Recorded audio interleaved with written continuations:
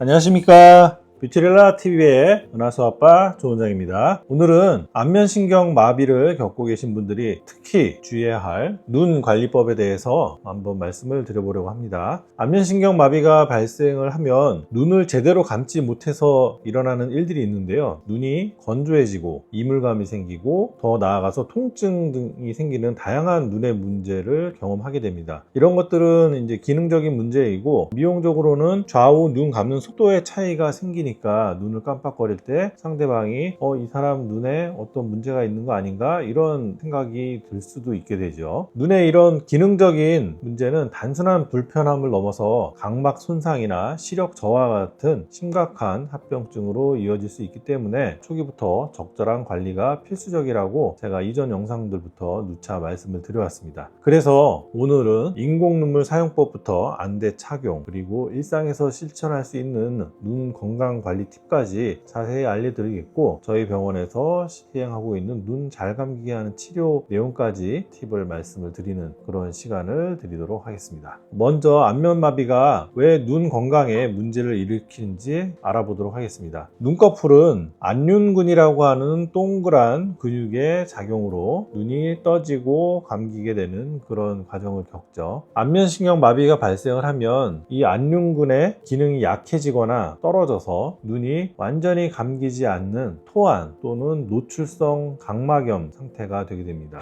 눈을 감지 못하면 각막이 외부에 계속 노출이 되겠죠. 그러면 건조해지고 먼지나 이물질로부터 눈을 보호하는 기능이 떨어지게 됩니다. 또한 정상적인 상태에서는 눈을 깜빡거릴 때마다 눈물이 각막 전체에 골고루 퍼지면서 눈물이 적절히 배출이 되게 되죠. 하지만 안면신경 마비가 있으면 안륜근 기능이 떨어지니까 눈물 배출에 원활함이 떨어지게 됩니다. 따라서 눈물이 잘 배출되지 않거나 지나치게 건조해질 수도 있습니다. 이런 상태가 방치가 되면 각막 밀환, 각막염, 심하면 각막 궤양까지 발생할 수 있고 시력 저하로 이어질 수 있죠. 따라서 안면신경 마비 환자의 눈 관리는 선택이 아닌 필수라고 말씀을 드리고 있습니다. 인공 눈물 사용 방법에 대해서 먼저 볼게요. 안면신경 마비 환자의 눈 관리에서 가장 기본이 되는 것은 인공 눈물 사용입니다. 인공 눈물은 크게 보존제가 포함된 제품과 보존제가 없는 제품으로 나뉩니다. 일반적으로 하루에 4번 이하로 사용을 한다면 보존제가 포함된 제품을 써도 괜찮지만 안면신경 마비 환자처럼 자주 점안액을 써야 되는 경우에는 보존제가 없는 인공 눈물을 선택하는 것이 좋습니다. 보존제가 장기간 사용 시 각막 과 결막에 자극을 줄 수 있기 때문이죠. 그러면 인공 눈물은 어떻게 사용해야 될까요? 기본적으로 낮 시간에는 한두 시간마다 점안을 하는 것이 좋습니다. 특히 컴퓨터나 스마트폰 이런 거 사용할 때는 눈이 건조해지기 쉽기 때문에 더 자주 사용하셔도 괜찮습니다. 점안 방법을 설명을 해드리자면 먼저 손을 깨끗이 씻은 후 고개를 약간 뒤로 젖히고 아래 눈꺼풀을 살짝 내려서 결막낭을 노출시키고 이곳에 인공 눈물을 한두 방울 떨어뜨리게 됩니다.